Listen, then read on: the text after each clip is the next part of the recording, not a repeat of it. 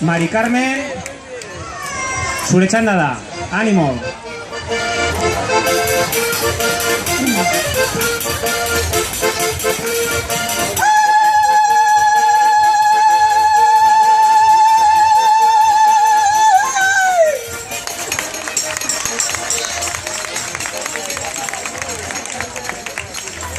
Josune,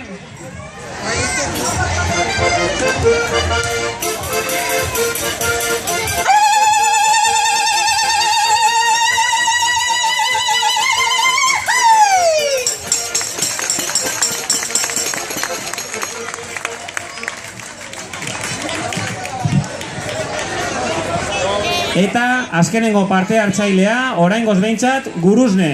Aupa Guruzne.